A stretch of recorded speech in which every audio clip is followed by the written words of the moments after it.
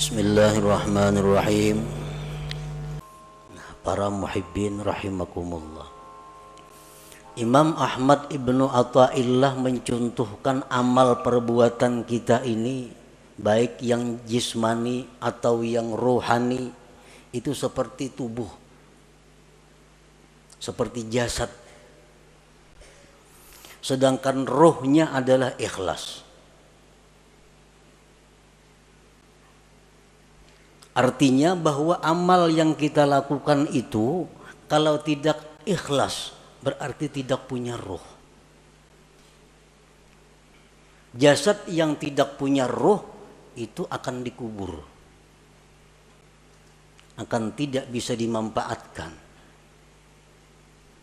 Nah, demikian pula amal ibadah kita yang tidak ada ruhnya, tidak ada ikhlasnya, akan tersia-sia, tidak diterima di sisi Allah Subhanahu wa ta'ala.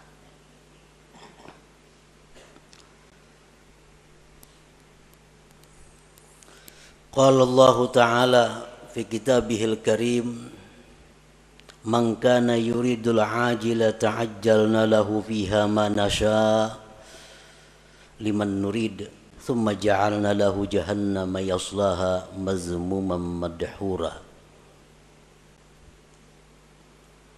Barang siapa yang beribadah kepada Allah, sembahyang, puasa, membaca Al-Quran, menuntut ilmu, beriktikaf, bersadaqah, berwakaf. Barang siapa yang beribadah kepada Allah dengan tujuan duniawi, nah, dengan tujuan dunia. Orang bersadaqah tujuan supaya dipuji, dia sembahyang dengan tujuan disanjung orang, maka ujar Tuhan, kami segerakan baginya padanya yang kami kehendaki bagi orang yang kami kehendaki. Maka artinya yang dia maksud dengan pujian itu akan didapatkannya. Dia sembahyang ingin dipuji orang, maka pujian itu akan datang kepadanya. Dia bersedekah ingin dihormati orang, maka kehormatan itu akan datang kepadanya. Summa ja'alna lahu jahannama yaslaha, kemudian kami jadikan bagi dia neraka jahanam yang dia masuki, mazmuman, hal keadaan tercela, madhuran, dan dilaknat Allah. Surat Al-Isra ayat 18. Nah, artinya orang yang beramal ibadah dengan tujuan dunia, tidak karena Allah, bukan hanya kada diterima oleh Allah, tetapi disiksa. Faqad bayyanallahu ta'ala fi hadhil ayah anna man 'amila li ghairi wajhillah fala thawaba lahu fil akhirah wa ma'wahu jahannam. Sungguh menjelaskan Allah pada ini ayat, barang siapa yang beramal bukan karena Allah, tidak ada pahala baginya di akhirat dan tempatnya adalah jahannam.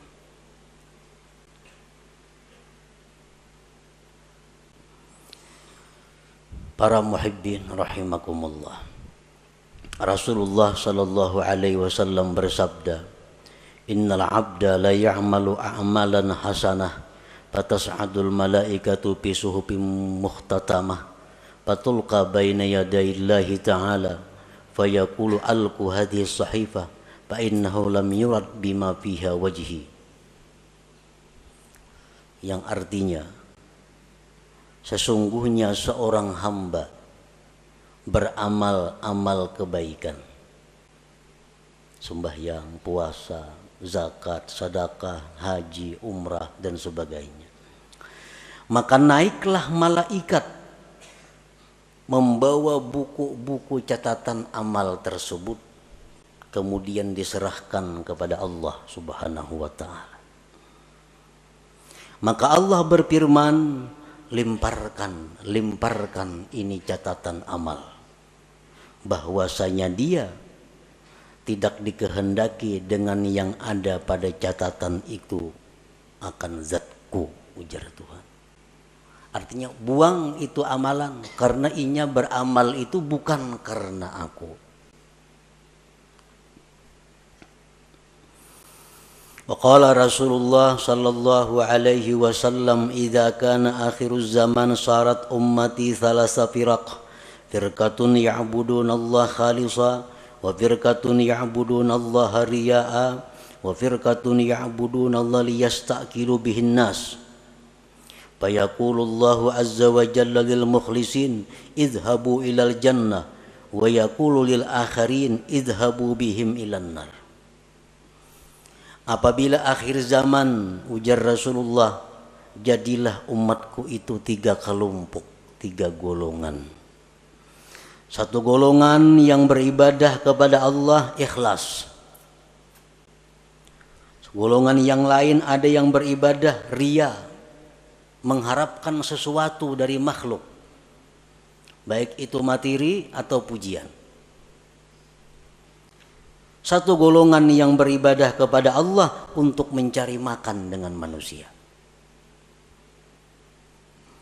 Allah berfirman pada hari kiamat, bagi orang-orang yang ikhlas, masuklah kalian ke dalam surga. Dan Allah berfirman bagi yang lainnya, pergilah dengan mereka itu ke dalam api neraka. Para muhibbin rahimakumullah. Dengan dalil-dalil ini jelas bahwasanya ikhlas itu adalah satu kewajiban yang mesti ada dalam setiap amal ibadah. Tanpa ikhlas, amal ibadah itu tersia-sia dan kita pun akan disiksa oleh Allah Subhanahu wa ta'ala. Nah, para muhibbin rahimakumullah, dengan demikian kita wajib belajar apa itu ikhlas. Dan kita wajib berusaha untuk bisa mendapatkan ikhlas itu, agar kita menjadi orang yang selamat di akhirat nanti.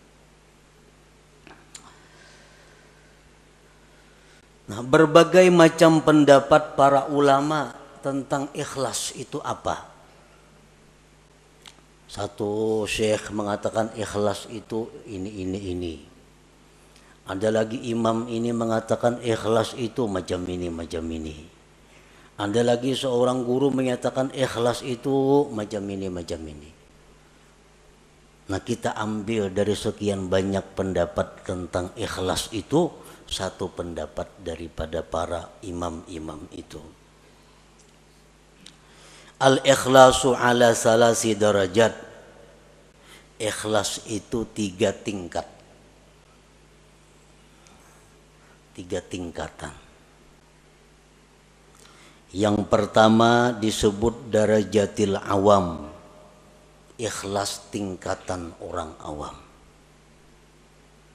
Ini ikhlas sudah ada punya harga di sisi Allah, walaupun murah daripada tingkatan yang berikutnya, tapi sudah dihargai oleh Allah. Kita beribadah sembahyang, kita pakai ikhlas orang awam, itu sudah berharga, cuma harganya lebih murah dibanding ikhlas tingkatan-tingkatan yang berikutnya. Nah, ikhlas orang awam ini artinya adalah ifradul haq bi kasdil ibadah ma'a talabil huzuzid dunyawiyyati wal ukhrawiyyah ka hifzil badan wal mal wa sa'atir rizq wa dukhulil jannah wan najati minan nar. Ikhlasnya orang awam itu adalah mengesahkan Tuhan pada tujuan ibadah. Memang inya beribadah itu tujuannya adalah semata-mata karena Allah. Tidak ada karena yang lain. Nah, inya sembahyang karena Allah. Tetapi beserta meminta, menuntut bahagian-bahagian duniawi dan ukhrawi. Inya sembahyang karena Allah. Di samping itu mudahan diluaskan Allah rezeki, mudahan dipeliharakan Allah harta nang ada, mudahan mati masuk ke surga, mudahan terhindar daripada api neraka contohnya. Nah ini sudah ikhlas untuk golongan orang-orang awam. Inya bazakatunya karena disuruh Allah, perintah Allah. Tetapi ini ada minta kepada Allah. Dengan bazakat ini dia minta kepada Allah agar hartanya bertambah, hartanya terpelihara, hidupnya selamat dunia dan akhirat. Nah ini ikhlasnya orang awam. Beribadah semata-mata hanya karena Allah, tetapi ada minta macam-macam dengan Allah. Baik itu urusan duniawi atau ukhrawi. Nah ini sudah masuk ikhlas. Walaupun ikhlas yang paling rendah. Kita membaca surat Waqiah umpamanya. Membaca surah Waqiah karena Allah. Tapi ada harapan, mudah-mudahan diluaskan Tuhan rezeki. Nah itu ikhlas ngarannya. Tapi ikhlas tingkatan orang awam. Inya membaca surat Tabarak, suratul Muluk karena Allah. Tapi mudah-mudahan dalam kubur selamat. Nah ini ikhlas. Tapi derajatnya bukan derajat yang tinggi.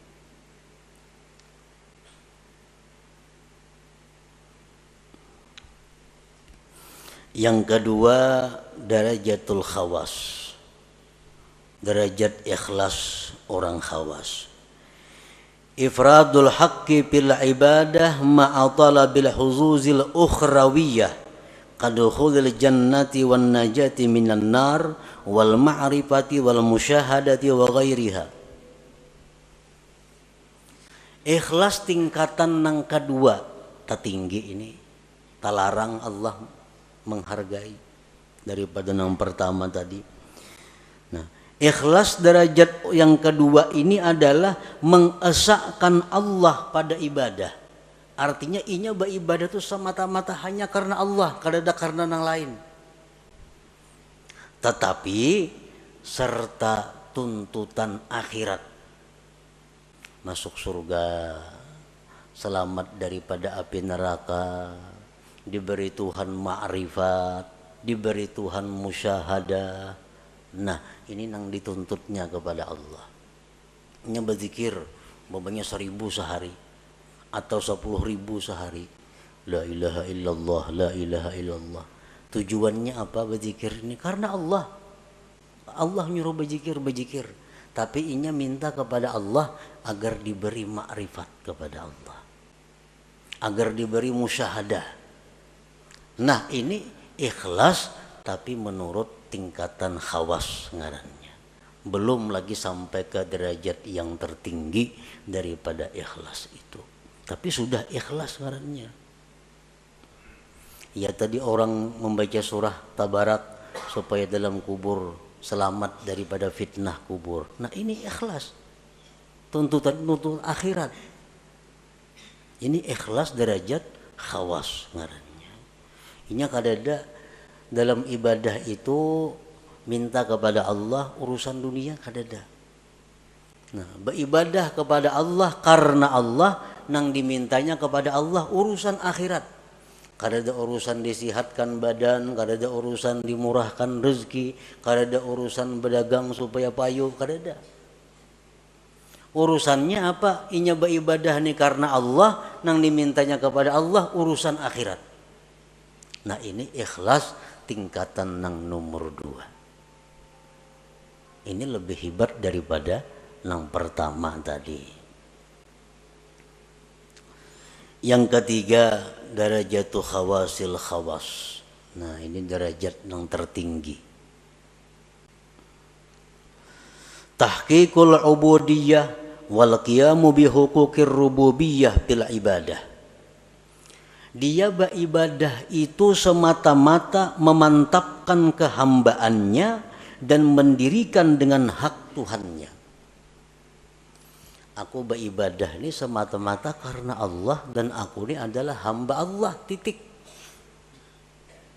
Perkara masuk surga, perkara neraka itu kada tahu urusannya. Nah, inya berzikir karena menjunjung perintah Allah, habis ingat situ. Inya sembahyang, aku semata-mata menjunjung perintah Tuhan karena aku nih hamba, aku mesti sembahyang. Habis ingat situ. Kadada macam-macam lawan Tuhan tuh kehendak permintaan kadada. Nah, inilah derajat ikhlas yang tertinggi itu. Nah, para muhibbin rahimakumullah. Jadi apapun di antara derajat ikhlas yang 3 macam itu apabila ada di dalam amal ibadah kita, maka amal ibadah kita itu sudah hidup, sudah punya roh. Artinya ada harga di sisi Allah Subhanahu wa taala. Kita membaca Quran, di dalam situ ada ikhlas, walaupun derajat-derajat orang awam sudah selamat. Apalagi kita membaca Quran, di situ ada ikhlas derajatnya orang khawas, lebih larang lagi Allah menghargai. Apalagi ikhlas nang nomor 3, makin larang lagi harganya. Nah, makanya ibadah itu dibalas 10, bisa 70, bisa 100, bisa lebih pada itu, tergantung mutunya ibadah itu, tergantung kualitasnya ibadah itu. Para muhibbin rahimakumullah. Nah, jadi kita sudah tahu pentingnya ikhlas tadi. Pentingnya kita beribadah itu karena Allah. Kalau kada macam itu, sembahyang kita ditolak dan kita disiksa. Kita puasa kada karena Allah, puasanya ditolak dan kita disiksa. Kita bersedekah kada karena Allah, berbagi-bagi duitnya, tapi kada karena Allah, duitnya kada diganti Tuhan, berpahala kada, disiksa, duitnya habis. Kalau orang tuh bersedekah karena Allah, akan mendatangkan kelapangan, mendatangkan kebahagiaan. Karena Allah. Tapi kalau orang ini membagi-bagi duit, membagi baras, membagi apa, kada karena Allah, ujung-ujungnya bisa gila, bisa stres. Karena kada karena Allah. Nah, ini akibatnya dalam dunia pun sudah menderita.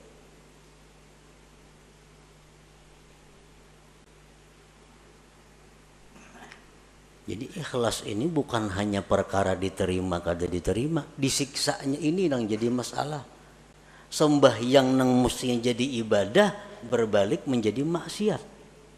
Membaca Quran nang mestinya ibadah karena kada ikhlas jadi maksiat. Bersedekah nang mestinya ibadah tapi karena kada ikhlas jadi maksiat. Nah, oleh karena itu kita wajib fardhu ain mempelajari apa itu ikhlas supaya bisa amal itu diterima oleh Allah Subhanahu wa taala. Dan sesudah kita belajar ikhlas tadi macam itu, tinggal kita berusaha bagaimana cara mengamalkan, bisa melakukan ikhlas itu.